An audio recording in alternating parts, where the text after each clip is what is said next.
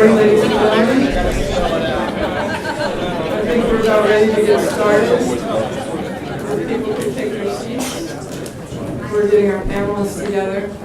Thank you for coming back this morning. Now would be a good time to silence your phones if you have those embarrassing ringtones that are specific for your family or significant other. We enjoy that kind of music, but perhaps in this setting we should refrain. So if you will turn off your cells and other beepers and everything else that you have, or at least put them on vibrate so that you have that private interaction. Just a couple of quick administrative announcements before we get started and announce our panel. And I think Dr. Lynch will be on his way. He's resident here, so I know he since he lives here, we can find him. Thank you very much for your attention yesterday. The feedback has been that you've enjoyed this conference. I think that that's a great build-up to what will be an excellent panel and speaker today. Unfortunately, I have to report to you, as in your program, that Jane Harmon will not be joining us today, but we have a special treat. She suggested and roped in one of our colleagues, Suzanne Spalding, and I think you'll be very pleased with her presentation nonetheless. So we will do some other administrative announcements after this panel, but I think we are ready to get started. So I'm going to introduce my counterpart from Johns Hopkins University, Mark Stout, who has been a driving force behind the content of this particular conference. So whereas all the rest of us were screwing around doing all the logistics things to try to make it comfortable, Mark Stout is the brain behind the content. So. Thank you very much, Lori, and I know enough about national security affairs to never ever suggest that logistics is screwing around.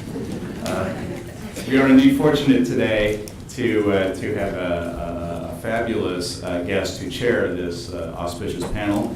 We're joined by the Honorable Juan Zarate, who is right here. That's you.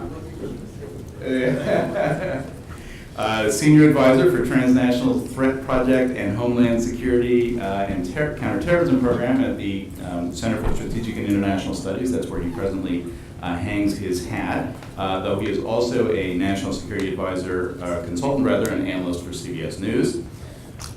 You probably know him from his former life as well as a Deputy Assistant to the President and Deputy National Security Advisor for Combat Terrorism. Before that, Mr. Zarate was the first ever Assistant Secretary of Treasury for Domestic Financing, for Terrorist Financing and Financial Crimes, where he led the Treasury Department's domestic and international efforts to thwart terrorist financing and to build anti-money laundering systems. Before he was at the Treasury, he served as a prosecutor for the Department of Justice Terrorism and Violent Crime section, where he worked on a number of interesting cases, but for us, perhaps most relevantly, the investigation into the Cole bombing, which he worked in 2005 to 2009. He presently advises companies and organizations on national, homeland, and finance-related security issues, and he also sits on the Board of Advisors for the Director of the National Counterterrorism Center, the Board of Advisors for Regulatory Data Corp., and also the Board of Directors for American Charities for Palestine. So I think we're in good hands today. Our panelists are in good hands. So over to you. Mark, thanks for the kind introduction. Welcome, everybody. Good morning. Hope everyone's doing well. We have a very rich panel discussion today. The panelists today have produced some very important papers that will be part of the monograph of this conference, but I think set the stage for a very rich discussion. And with all due respect to the conference yesterday, probably the most important part of the conference, which is what should our focus with respect to Al-Qaeda and associated movements be moving forward? How should we be thinking about research? How should we be thinking about the movement and the ideology? And I'm honored to be here today. I want to thank National Defense University, Johns Hopkins, and all the folks who put this conference together for inviting me, because it's a pleasure for me to do this. We clearly know that the Al-Qaeda of 2011 is not the Al-Qaeda of 2001. We've had a decade of experience with Al-Qaeda and its associated movements.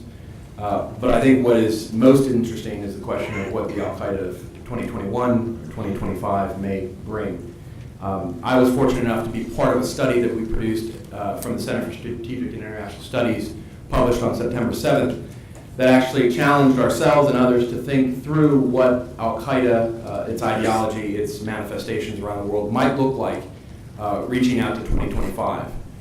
looking back at the history of Al-Qaeda, the factors that attended to its growth, manifestations, taking 10 case studies with respect to groups like Al-Qaeda in Iraq, Lashkar-e-Taiba, Jemaah Islamiyah, and others, and then projecting forward, looking at future factors, the future environment, potential strategic shocks that may impact the global environment and that would impact potentially Al-Qaeda, as well as U.S. and Western reaction to the movement. So I commend the study to you because it was the work of over a year. It built on a baseline study called The Threat Transformed, published in February, which was an assessment of where Al-Qaeda was in 2011, right at the beginning of the Arab Spring, in particular the uprisings in Egypt. This study is called Confronting an Uncertain Threat, and I think you'll enjoy it.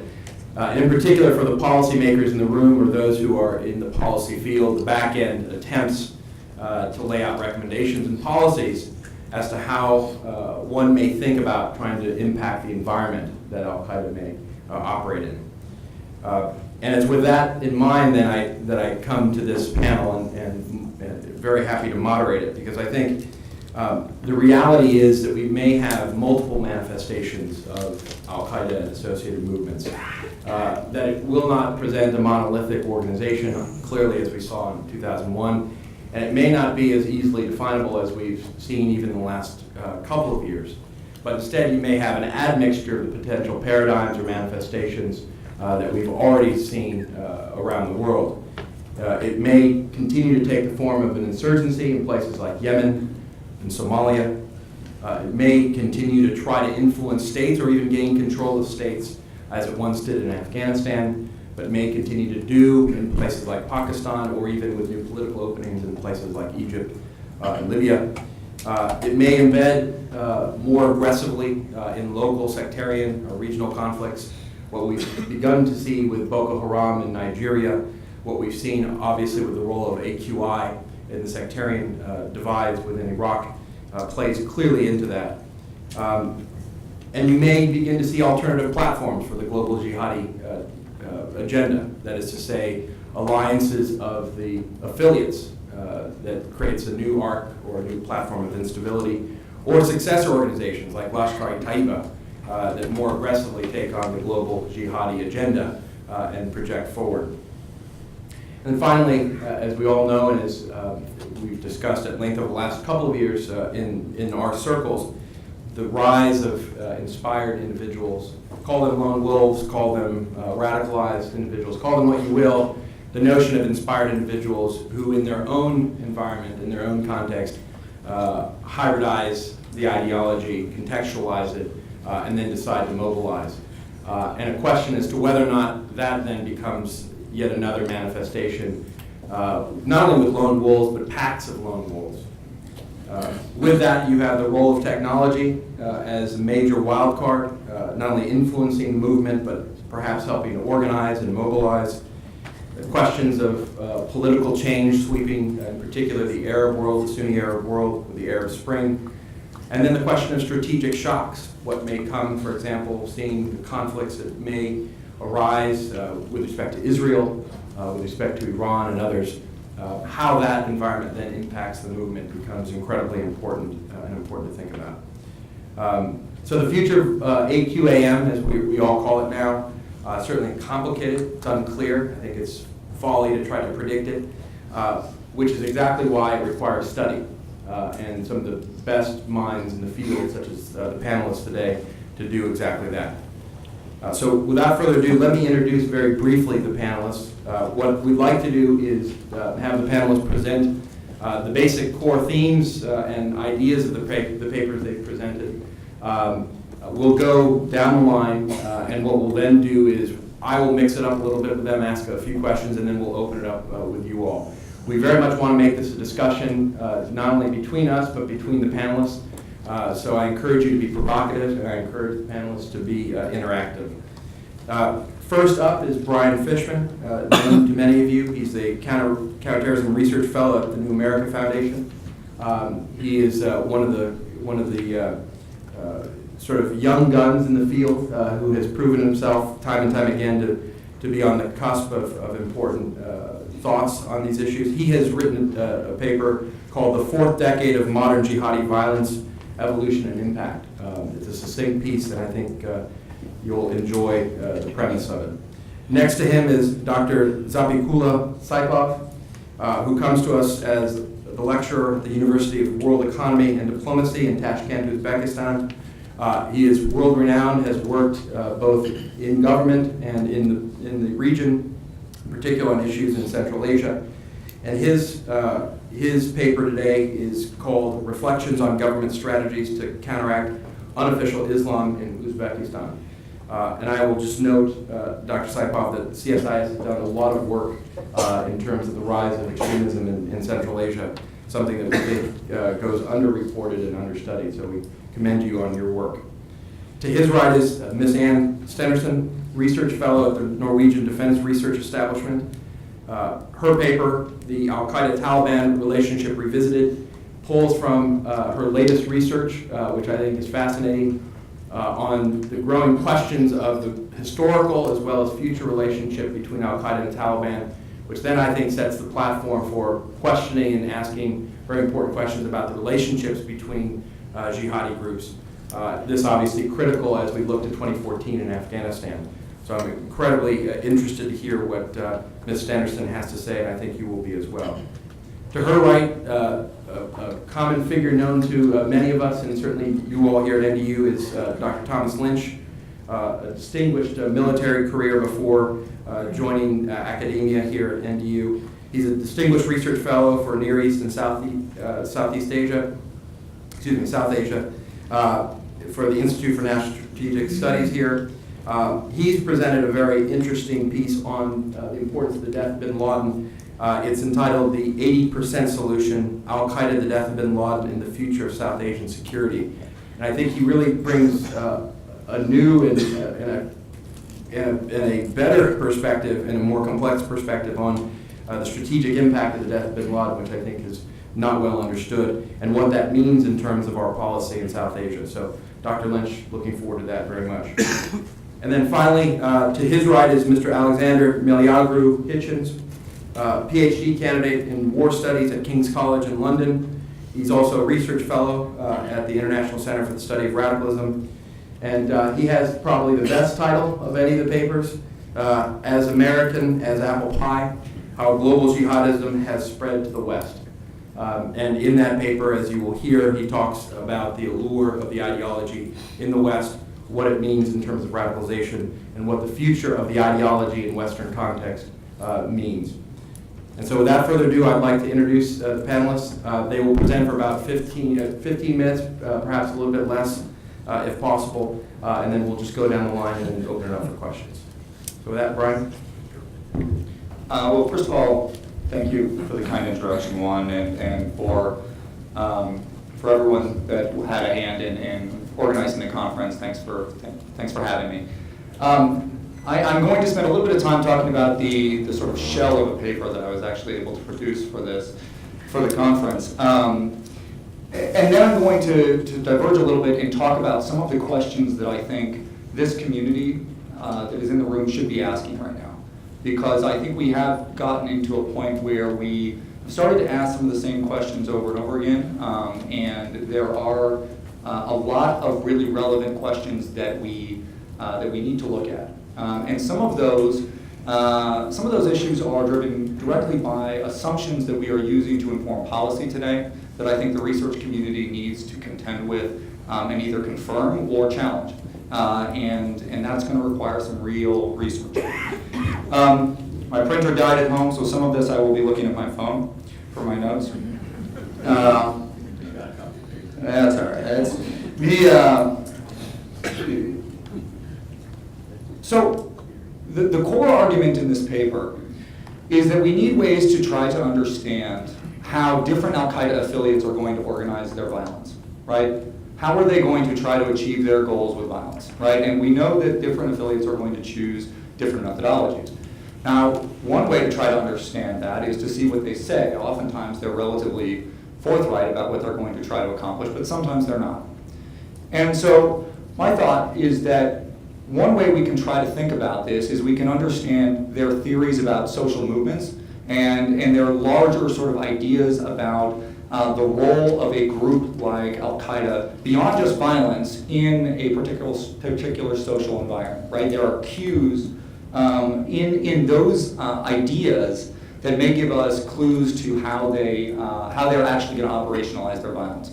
So a key distinction, a key argument, I look at essentially two spectrums. The first one is a spectrum that exists between those within the jihadi movement that believe that society is generally good, meaning that society generally agrees with them, but it is repressed by governments that are anti-Islam, as Al-Qaeda would define it, right?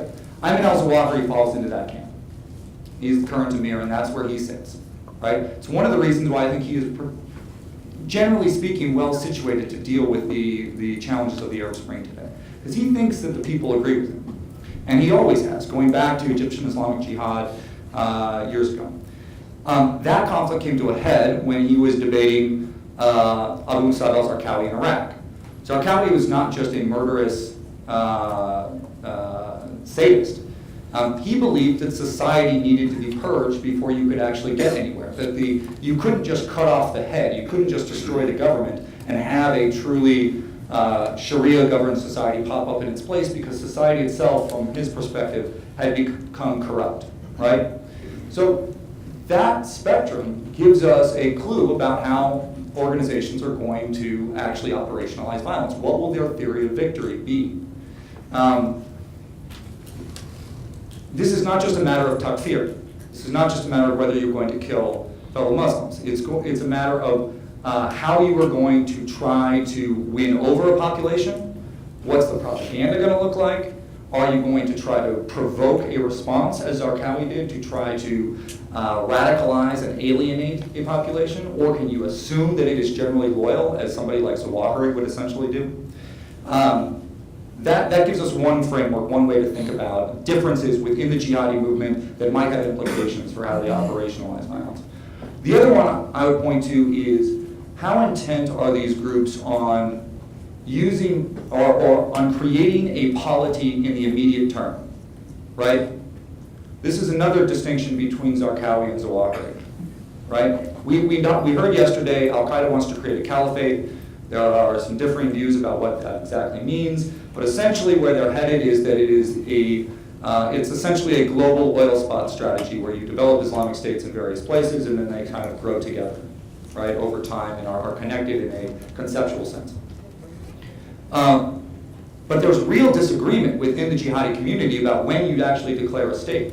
And because there's real disagreement about what a state actually means and what its responsibilities actually are.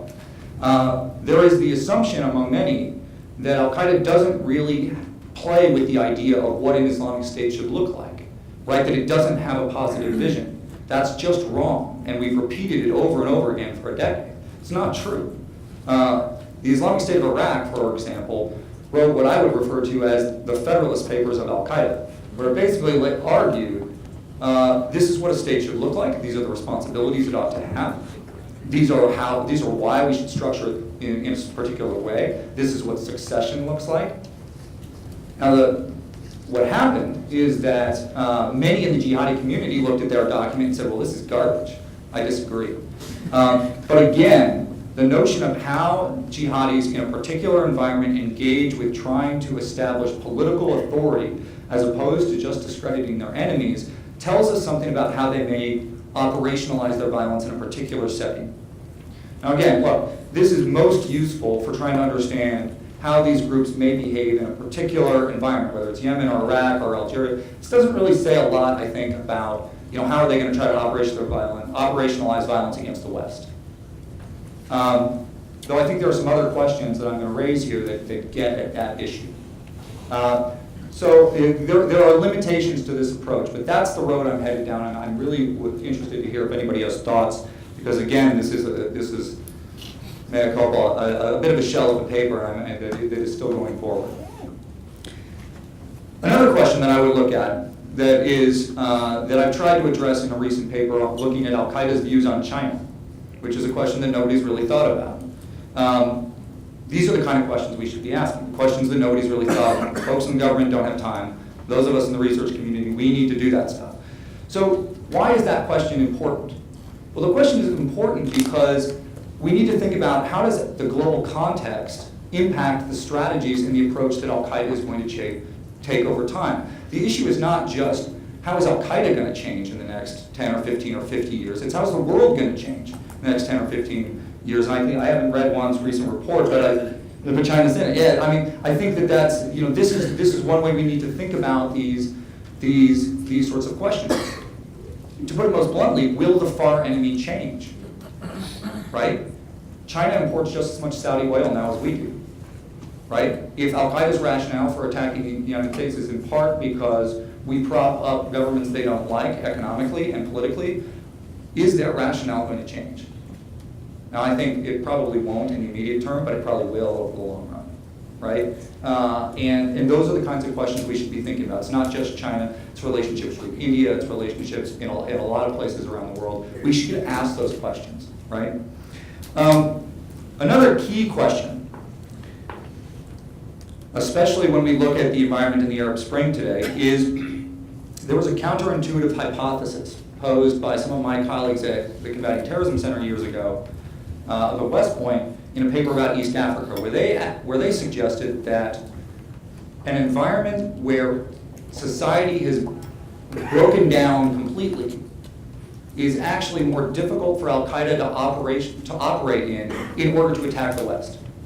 The idea being that society breaks down, communities sort of devolve into their elemental groups, and Al-Qaeda is generally not one of those elemental groups, right? They're an outsider. And so they have a hard time using those environments in order to attack the West. I think that makes a lot of sense, actually. But nobody's really looked at it, right? We haven't really tested that hypothesis, and we should test that hypothesis because it matters, right? What if the environment in Yemen 5 years from now, if it's total chaos, is actually more difficult for Al-Qaeda to use as a base for attacks against the West? It may be better for it to use to try to build an Islamic State, but is there a tension there between a place that Al-Qaeda can use as a good base of operations for attacks on the West versus a place that Al-Qaeda wants to build an Islamic State? Jihadi writers address this issue in a variety of different ways, and they seem to think that there may be some tension. I think we really need to explore that issue. I don't have the answer. I don't have the answer for a lot of these questions.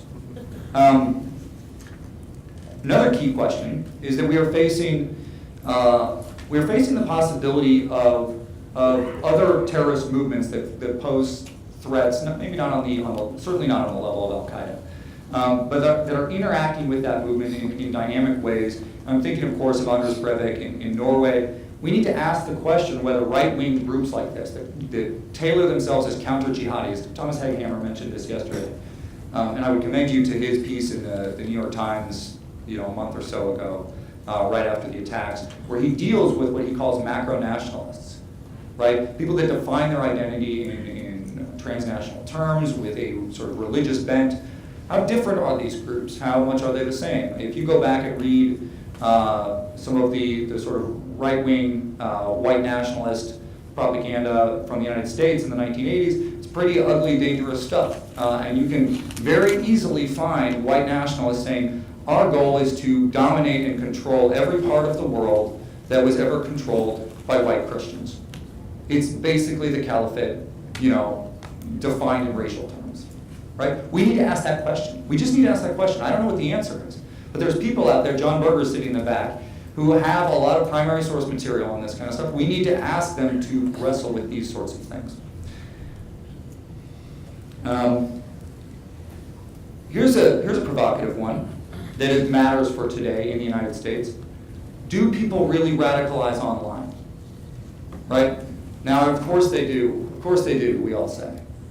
Well, where's the data? It took till this week when Hitchens put together a list at the back of his new report, just listing all of the places in public where Anwar al-Awlaki sort of connected with an actual plot, right? We need to expand that. We need to ask the question, what is the role of these online forums? Is it really radicalization, or is it reinforcement of views that are developed offline? That matters in a very important way. It matters because we're increasingly interacting with Muslim communities in the United States, Muslim communities in the West more generally. And when you interact with those folks, and you go to community leaders and you say, you guys have a problem, And the community leaders will look at you and they'll say, we don't have a problem. I've never even heard of these websites you're talking about, or half the people you're referencing, and you're accusing me of having a problem. Right? When we define these issues in very broad terms, when there's just very few people radicalizing, we can have counterproductive effects in our interactions with communities. So we need to define these problems in very, very careful terms. Same kind of issue. Does it actually matter when we piss people off overseas? No, I'm dead serious. Does it matter that 85% of the Pakistani population doesn't like us? Right? Does that actually mean that the very small percentage of people that are actually going to join violent groups gets bigger?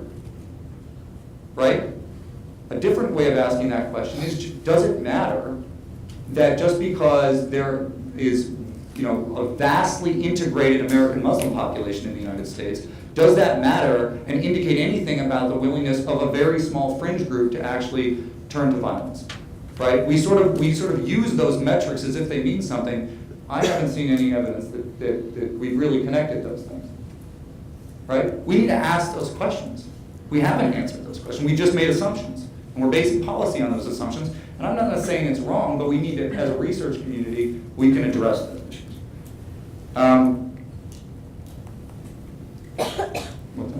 Yeah, a couple more minutes.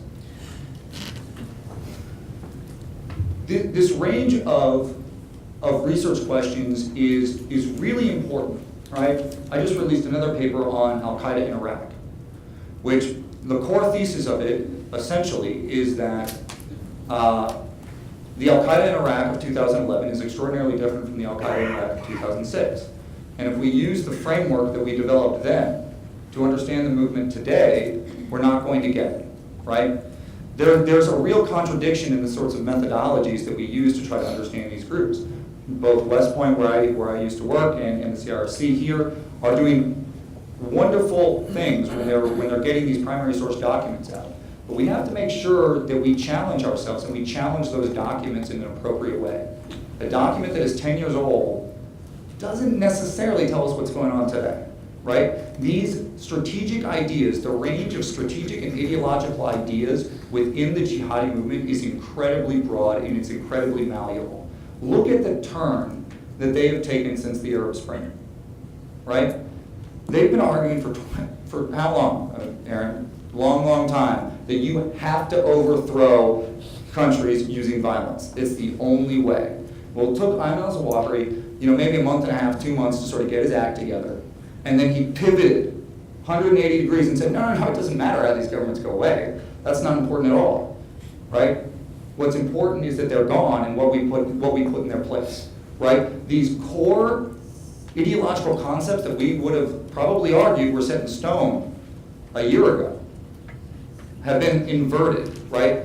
We got to be careful about how much we ascribe to their ideological writings, right? A big part of this is that we make a mistake in our intelligence analysis that we usually think of as a mistake in terms of our own self-assessments, right? And that is that we measure effort, not impact, right? We criticize ourselves in our counterinsurgency operations all the time that we measure, well, how many troops do we have on the ground? How much money has gone out the door? How many guns have been distributed? Whatever we're going to measure, rather than measuring the impact of those investments. Well, when we look at Al-Qaeda, oftentimes we measure their effort. We measure, oh my God, goodness, there's all of this information online. It's unbelievable. Well, is that actually having an impact? Right? We don't know. I mean, we haven't asked that question. We honestly have not asked that question. When Inspire magazine was released, we all kind of flipped out as a community, right? Everybody flipped out. Inspire magazine was essentially a rebranding of an existing magazine that had been around for a long time, right? Now, not that rebranding wasn't important, it was. It brought it closer into Al-Qaeda. It represented a change in the way that Al-Qaeda, the Arabian Peninsula, was communicating with the world. I'm not discounting it, and clearly Anwar al-Awlaki in particular, is a key and very effective communicator with folks in the West. But we can't let Al-Qaeda lead us around by the nose, right? Just because they're trying something doesn't mean it's going to work. We did a study at New America a year and a half ago. It was written by a guy named Dan Kimmage. And one of the things he found is that Al-Sahab propaganda doesn't know its target audience. Well, that sounds familiar, right? So what he found is about half, he studied Sahab propaganda in 2009, right? He found that about 50% of Sahab, and this was Arabic language, of Sahab sort of releases focused on Afghanistan and Pakistan, right? Which makes sense. And why would they do that? Because that's where the cameras are, right? That's where their cameras are. That's where the network is that gets them the stuff that they can put out, right? Any TV news producer will tell you get the story where you get a picture, right? That's what they're doing. But what he found is that the Arabic-speaking audience on the forums doesn't care, right? Generally speaking, they're not downloading the Afghanistan and Pakistan stuff. What they cared about most was Gaza. When Sahab would pull together a video or a release about Gaza, those are the ones that were getting downloaded. And secondarily, the ones about Iraq and Yemen, the ones about the sort of heart of the Middle East, Arabic-speaking world, right? But that half of Sahab's releases were not on those issues. So are we giving these guys too much credit, right? We haven't really answered that question. We repeat over and over again how good they are. But what's their impact? In the United States, since 9/11, and Peter Bergen may have mentioned these statistics yesterday, I don't know, 17 people have been killed by jihadi terrorism, right? 17. And those are numbers that Peter and some of my other colleagues at New America came up with. That compares to about 72 people killed in hate crimes during the same time period. About 15,000 Americans are killed annually via murders, right? So I'm not downplaying this threat. I'm saying we need to look it directly in the eye, and we still don't do that, especially at a policy level, looking at these dynamics. We like to tell stories about these guys. And the research community that is assembled here, we need to do a better job of sort of pulling our policymakers and forcing them to look at the heart of the real problems. And I still don't think we're doing that. That said, in 2005, in 2005, when I started the Combating Terrorism Center up at West Point, it was shockingly easy to become somebody that was looked at as an expert, right? And I am the walking proof of that. It was shockingly easy. It's not so easy today. We've come a long way, right? When you run around and talk to intelligence analysts and people in the research community in Washington, the amount of sort of base knowledge that exists on these groups is much, much better, right? It really is. We've come a long way in our understanding. But what we've got to do is not get complacent, and we need to ask some of these provocative questions, and we can't be afraid to be wrong, right? Because we're the ones that need to be wrong so our guys in the intelligence community can be right? So they can learn from our mistakes. And we've got to have the sort of aspiration to do that. And so I'll end there. Fantastic, Brian. Thank you for the provocative questions.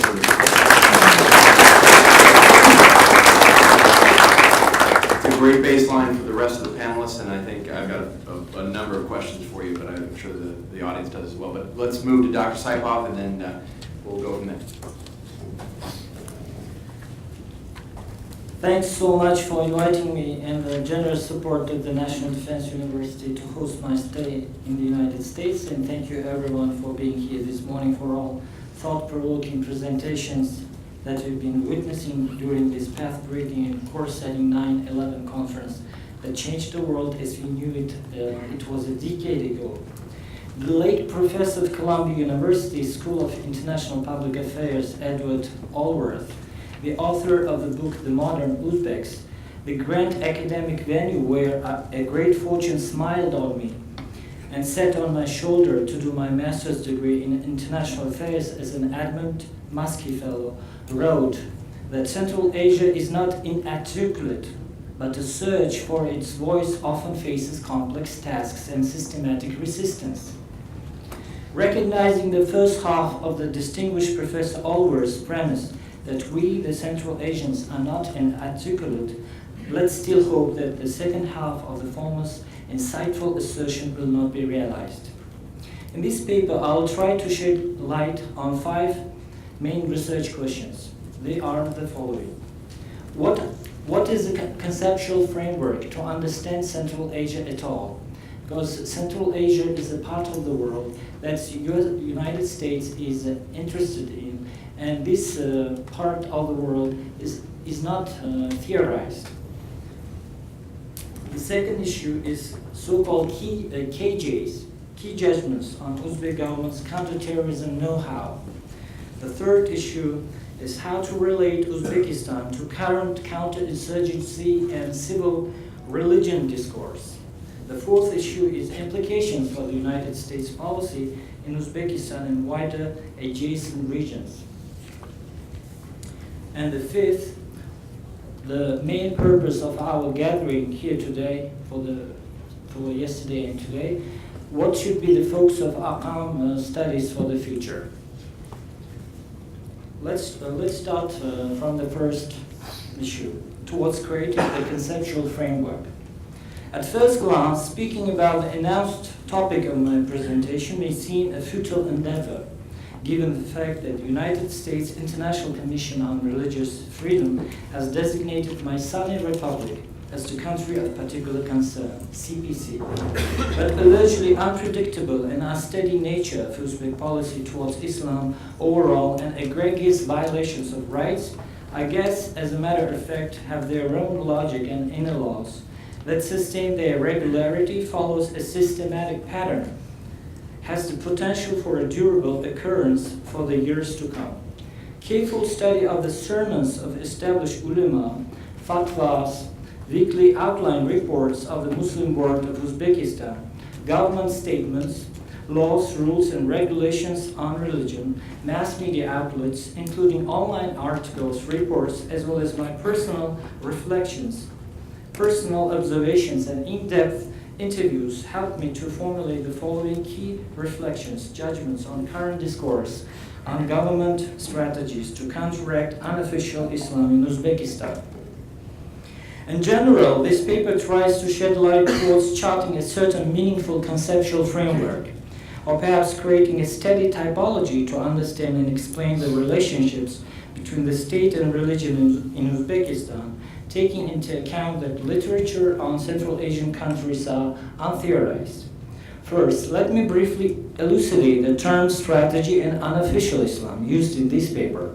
I'm sure that this audience is well aware about the existence of numerous definitions of strategy originating from Sun Tzu to Clausewitz and the modern heirs of the school of realist thought, and certainly I'm less advantaged and remote from the idea of turning this presentation into a standard Army War College lecture on intertwined relationships of ends, ways, and means.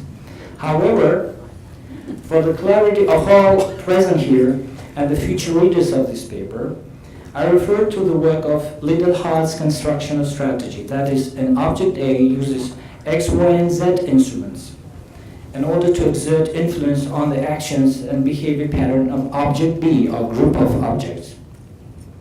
By unofficial Islam, I mean the practice and set of Islamic norms and patterns of expected ritual behavior, unsanctioned by the core government and its physical territory and those of its citizens residing abroad.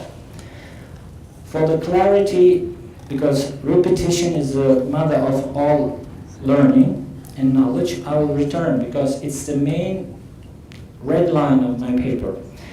Unofficial Islam, I mean, as I understand the policy of my government, is the practice and set of Islamic norms and patterns of expected ritual behavior unsanctioned by the core government, in this case study is Uzbekistan and its physical territory, and those of its citizens residing abroad. It should also be mentioned that the word strategy itself is not commonly and widely used in formal national security documents adopted in whole post-Soviet space. Instead, these kind of documents are called concept papers or doctrines. But strategy is still used here, as different namings do not contradict the contents of each other. Let's go to the second key judgments. and Uzbek government's counterterrorism know-how. Religious extremism is seen as a force of destabilization of everything that was meticulously put in place for the past years. It can be further argued that events that took place in Nalangan in December 1991, the starting point of analysis in understanding the state and religion relations in Uzbekistan, is the date December 1991, left an indelible trace on President Karimov's psyche. Ferocious calls to announce Uzbekistan as the Islamic State by the rage crowd of thousands of people chanting Allahu Akbar, and the city's mayor office is not forgotten promptly. So the following measures that the government is applying are the products of these uncured scars that are still fresh in the government's mindset when they deal with the Muslims overall. So, well, here are the following key judgments to explain and understand the Uzbek government's counterterrorism know-how, strategies to combat unofficial Islam in particular, and its overall attitudes towards Islam in general. The first, however inconsistent it might sound, but the first and foremost end that Uzbekistan strives to attain is working against fragmentation of its fellow Muslim residents within its territory. It opposes the following movements: IMU, Islamic Movement of Uzbekistan, Turkistan Islamic Movement, Hizb ut-Tahrir al-Islami, Akramiya, Jamaat-i Tabligh, Said Nursi, Nurchilar in Uzbek, Tavba, Adalat, that is justice, Islam Lashkarları, who have been active in the region. To attain this long-term ultimate end result, policy is mobilizing the government is firm and decisive to further enhance all its national power, expertise and infrastructure. The second KG, Uzbekistan is a secular, multinational and multi-confessional state. It's legally required that though freedom of religion is guaranteed, that profession of religion can be restricted in a degree to provide national security, public order, other citizens' life, health, moral norms, rights and freedom. Thus, in complicated issues like religion, as in all other fields, the government acts as a chief reformer, an agent of social-economic change.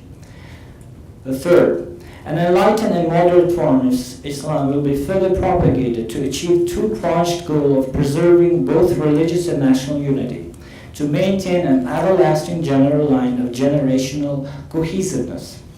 In Uzbekistan, at the root of this enlightened Islam will be the moderate teachings of Hanafi school of thought. Fourth, Uzbekistan is immensely proud of its glorious past, rich Islamic heritage. The fifth, consequently, Uzbekistan considers itself as an integral part of the Muslim world. It's a member of the Organization for Islamic Cooperation, formerly Organization of Islamic Conference until the end of July this year. The next, internationally, the government takes an active part in counterterrorism measures. It's implemented on bilateral and multilateral basis and within international organizations like the United Nations, Shanghai Cooperation Organization, CIS, OSCE, and etc. Uzbekistan signed appropriate agreements and treaties with a number of major global and regional partners on mutual extradition and return of convicted people or persons suspected in religious extremism and terrorism. So when we said earlier that people residing within the territory and abroad, we really meant that still the people, this issue should be kept in mind when trying to understand Uzbekistan. And Uzbekistan is among one of the few countries in the world to raise the importance of battle against terrorism and religious extremism. In 1993, when there was only 2 years for the independence of Uzbekistan, using the United Nations General Assembly rostrum, the country stated the need to pay attention to unabated issue of terrorism in Afghanistan. The seventh, While combating all forms of religious extremism at home and abroad, it sharply opposes ever-increasing trends of Islamophobia around the world. The eighth, the main focus in the battle against the forces of violent movements is and will be attached to training and retraining of imams. In Uzbekistan, there are 11 religious educational institutions in Tashkent. 5 minutes, thanks. The ideological battle is carried out under various mottos with concrete purposes in mind. The government counter-radicalization strategy includes running campaigns, for example, under the mottos of idea versus idea, enlightenment versus ignorance, protect your own neighborhood, to love the motherland is a deed of the faithful, be vigilant. And these kind of workshops and seminars are held at schools, colleges, neighborhood communities. The 10th, it fights fire with fire and attacks the center of Islam's gravity. The government fully cooperates with religious institutions in the country.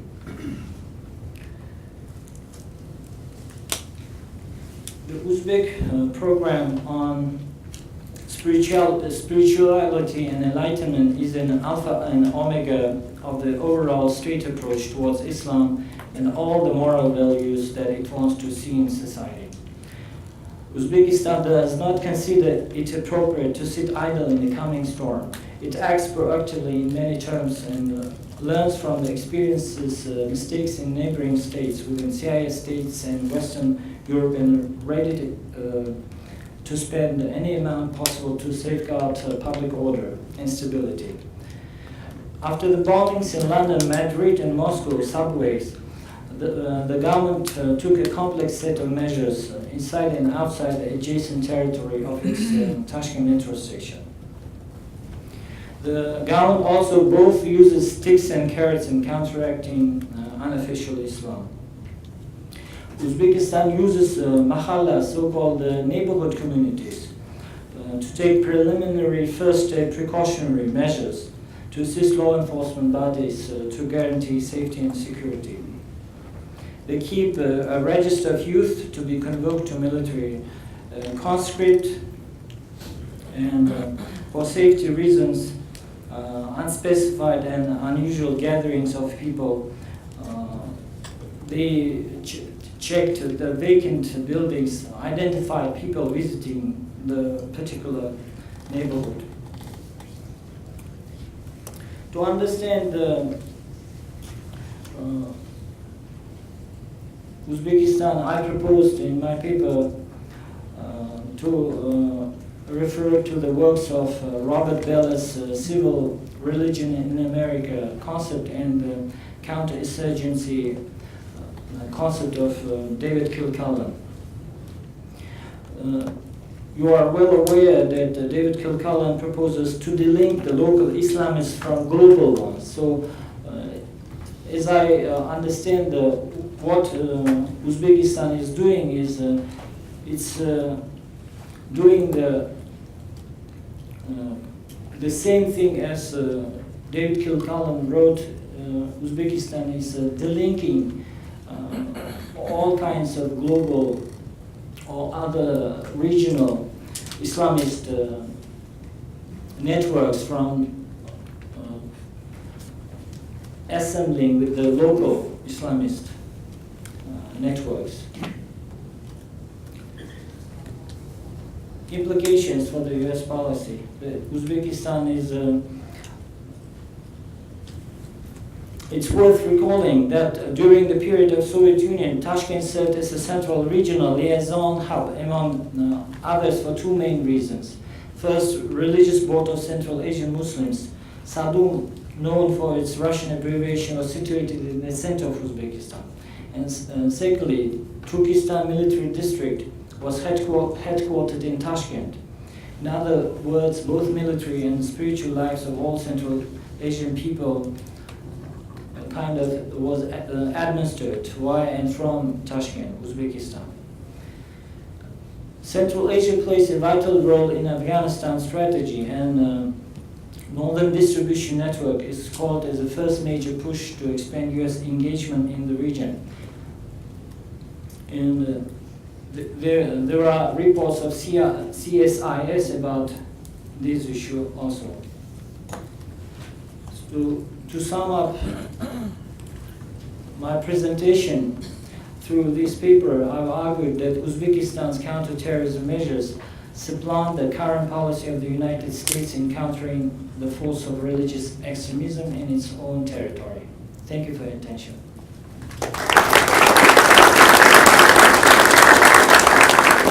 Thank you, Dr. Saipov. Ms. Stenersen. Thank you very much. The topic of my presentation is dealing with the relationship between Al-Qaeda and the Taliban. In my paper, I specifically conduct a case study of the Taliban regime and Al-Qaeda. That is the period I'm looking at is from 1996 until 2001. So the first question that might come to your mind now is, why am I on this panel? We're supposed to talk about the future. Well, I believe there are at least two important reasons for why this topic is of current interest today. We must remember that Al-Qaeda, of course, is an organization that has no homeland, and in order to operate, and also we have seen this, of course, this development since 2001, that in order to operate, Al-Qaeda is dependent on local groups to survive. After 2001, Al-Qaeda has tried to establish local branches in the Middle East and in North Africa, and is still relying on that, and that's where one of the threats come from, in addition, of course, to other types of threats like solo terrorism, internet radicalization, perhaps, and so on. But one threat will definitely be, coming from the sanctuaries, the terrorist sanctuaries. And I believe that there is much to learn in the case study of the Al-Qaeda-Taliban relationship from the past to understand why does a local group host a foreign terrorist network, even when it seems like it's against their interests. How do we approach that question? And another reason why this is relevant is, of course, to do with the future of Afghanistan, the future U.S. policy in Afghanistan. Because although we don't like to admit it, I would say it's very likely that Islamic fundamentalists will be a part of the future Afghan government. Maybe they will call themselves the Taliban, maybe it will be another name, but the phenomenon of fundamentalist regime, that's likely to come back. If not in all of Afghanistan, so at least in parts of it, It's those of you who follow Afghan politics, that it's already been developing in that direction, right? And we're talking about peace negotiations with the Taliban, as if it's becoming more and more, the only viable option in order to stabilize Afghanistan now that NATO and US forces are pulling out. So we need to understand, or we need to be prepared what to do. In the case, we have a fundamentalist government or a fundamentalist entity within Afghanistan that proved to be not willing to deal with foreign terrorists on their territory. Like the Taliban was in the 1990s. Then what should you do? What policy should you have towards that entity? I believe that a good way to start answering that question is to try and understand why the Taliban government hosted Al-Qaeda in the past. Because I believe that 10 years later, today, we have not properly understood this question. I mean, we think we know the answer, but when we look at the debates about this that have occurred in recent years, there's a very diverse debate. There is on one hand, we have people who argue that, that Al-Qaeda and the Taliban had a relationship because of mutual interests, because of material interests of the Taliban, and in return they provided Al-Qaeda with sanctuary. but it was a pragmatic relationship, you know, that's a common argument. And on the other hand, you have those who say that no, it was an ideological relationship. It was based on common ideology. It was implying, of course, that the relationship has been continuous until today, and that it's not possible to break it. You know. So whether their relationship was pragmatic or ideological, that's actually what I'm going to focus on a bit in this presentation. My argument is, of course, like any academic, it's I would say it's. I mean, they're not mutually exclusive. It's a little bit of both. But it was also more than that. I mean, there are aspects of this relationship that have been overlooked, and I will come back to that. Fundamentally, I think we're not really asking the right question. I mean, instead of asking what was the basis for the Al-Qaeda-Taliban relationship, we need to first ask what was the basis of Taliban's decision-making.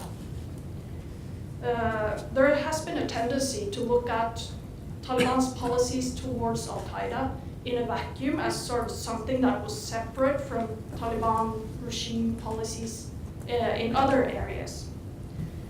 But I believe, and I have assumed in my study, that there is a pattern, and it was followed both in relationship to Al-Qaeda and in relationship to other issues. I mean, this is maybe a controversial thing to say, because conventional wisdom says that the Taliban had no decision-making procedures. You know, decisions were taken by the Taliban leader, Meleagrou-Hitchens, personally, and a lot of the time they were random and they made no sense. I mean, that's how we have explained many of the seemingly irrational decisions that were taken by the Taliban regime. That they followed no apparent logic because it was, you know, random. And it's been very hard to confirm or deny this assumption, you know, because we don't have any data about the Taliban's inner decision-making procedures. We know that it was a very secretive and closed movement. Power was vested in a small group of leaders in Kandahar. This was not transparent, and it still is not. I mean, even after 2001, little has, been revealed about the Taliban because the documentation has simply not been there. And here's where the new primary sources come in, and especially the captured records here at the CRRC. I have been using these records